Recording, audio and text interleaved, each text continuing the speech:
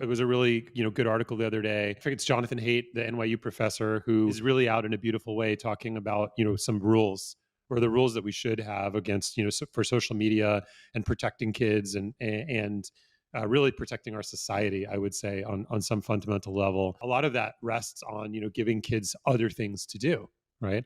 And, you started to talk about this early on. I remember the town we used to live in Ashland, Oregon. When we first moved there, I said, I grew up in a smallish town. I said, like, where are all the kids? And they said, oh, it all changed after 9/11, right? After 9/11, everybody started locking the doors. There was like this fear crept in, and you didn't want to be the person who didn't, take proper precautions, right? And so that's just ramped up and ramped up and ramped up, and all of this fear that has crept up in the culture, where it's difficult to get unstructured playtime for kids. And now we have this nexus, right, where we have that happening. That's a big societal arc. Then you have all the things that are happening in youth sports and the competitiveness and ESPN and all those things. And then you have kind of the remote society, right? And all the culture of convenience. And we have this like terrible storm, right, which is preventing the most, or creating a hindrance to the most basic thing, which is kids hanging out together, doing stupid stuff, right, and getting to know themselves through bumps and bruises, right? The most basic part of growing up is almost like like it's like this mysterious thing that we don't see anymore, and it's bizarre, right? It's bizarre. So how do you think about the connection? Like, how can we start to shine a light and use youth sports in these ways to start to counterbalance and give things? Like, how do we start to move away from some of this madness, and maybe share, some of the ways that you're doing that in the work you're doing today?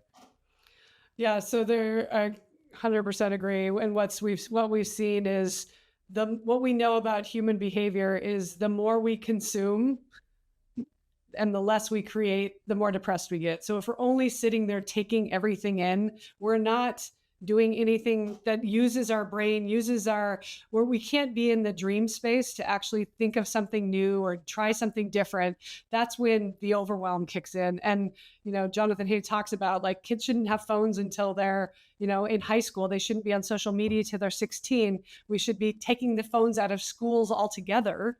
And we should be getting kids, as you said, face to face, because we're seeing them. I mean, and even basic things like dating, like, they don't even talk to each other. It's like, oh, I got asked to the dance. Oh, great. What happened? Well, he DM'd me. And then I decided I didn't want to go, and I DM'd him back. And like, it's so impersonal, and it completely misses the whole point of how you're going to grow, which is having that face, passing the note in class, needing to make eye contact, having getting to caught. Yeah, getting caught, exactly. All of those things. So to answer your question, though, there's, really two sides that we're coming at this from a top down. There is a government group that I don't really know that much about, but from the top down, they're really trying to figure out ways to make it less pay to play. And that's the problem, is everything has become so pay to play that there really isn't any grassroots basketball startup, anything going on, or it's in very, very small pockets. And that's how we're losing the 15-year-old who just wants to go play soccer. Like, where do you do that? You can't. You got to be playing club, right? And so my work is really from the ground up, which is helping those that are already in the thick of it, but trying to help identify, maybe it's time for Johnny to pivot. I had a client a couple of years ago. He'd only done water polo. He gets cut his junior year of high school. The mom is beside herself. We've spent every dollar, every waking hour, every summer doing junior Olympic water polo. And again, no fault of hers. This is what he wanted. He gets cut. Now what are we going to do? And to his credit, he pivoted. He went out for the diving team. He made it. He found friends, and he was happy. But how are we helping our kids when it comes time to pivot? And then when they're in whatever it is they're doing, how are we supporting them to know that this is what they want?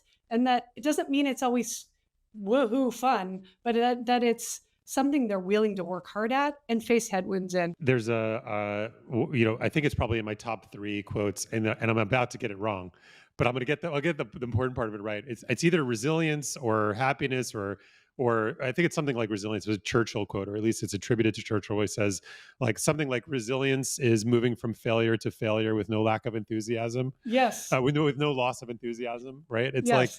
like that's what everything good in life comes from. Moving from failure to failure and with no loss of enthusiasm and being resilient, figuring out like, wow, look at what I learned from that. Right. I heard this person, it's amazing. It was so simple, right? They said like, oh, well, that really took me to rock bottom in my life. And what a great place to build a foundation.